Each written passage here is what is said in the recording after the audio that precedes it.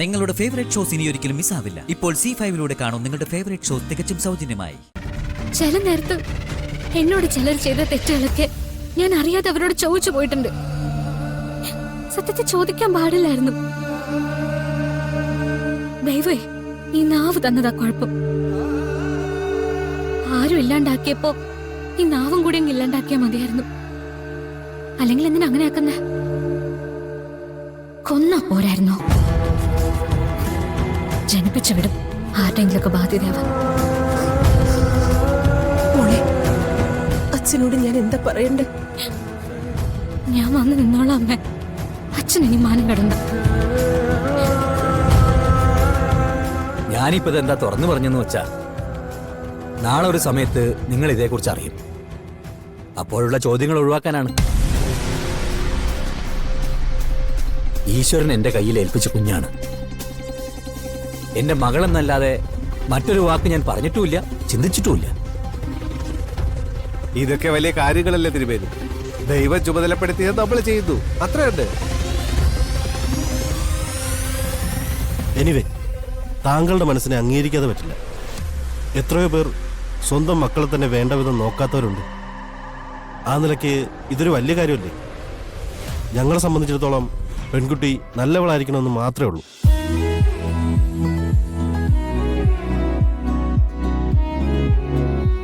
യശോദേ, ദാ വരുന്നമ്മേ.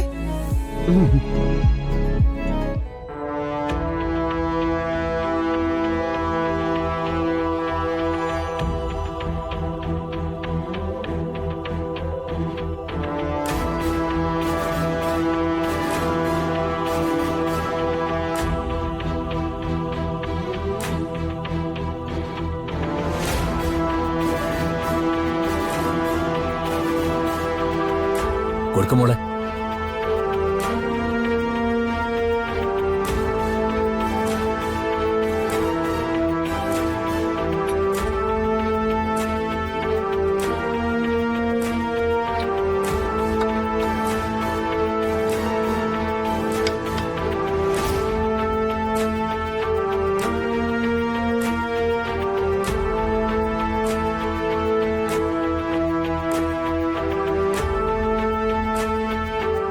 പരസ്പരം എന്തെങ്കിലും ചോദിക്കാനുണ്ടെങ്കിൽ ആവാം കേട്ടോ.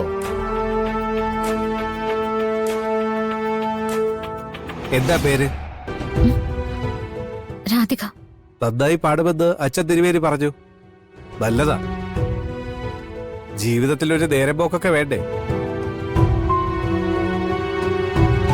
പിന്നെ വിവാഹം കഴിഞ്ഞാല് കൂടുതൽ ആളുകളൊന്നും ചുറ്റും ഉണ്ടാവില്ല. വിവാഹം കഴിഞ്ഞ ഉടൻ ഇവനും ഭാര്യയും കാനഡയിലേക്ക് തിരിച്ചു പോകും.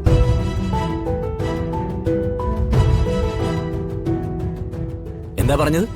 അല്ല, കാർത്തികൻ അവിടെ വലിയ കമ്പനിയൊക്കെ ഉള്ള കാര്യം പറഞ്ഞല്ലോ. കാർത്തികൻ ഭാര്യയാ അവിടുത്തെ കാര്യങ്ങളൊക്കെ നോക്കുന്നത്. അപ്പോ അവർക്ക് പോയല്ലേ പറ്റൂ.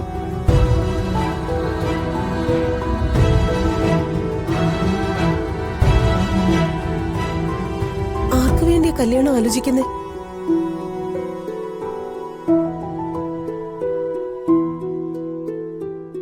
അമ്മ മരിച്ചിട്ട് 5 വർഷമായി. ഞങ്ങൾ പോകുമ്പോൾ അച്ഛൻ തനിച്ചായി പോവില്ലേ? അതുകൊണ്ടാ അച്ഛനൊരു കൂട്ടിനെ കുറിച്ച് ചിന്തിച്ചത്.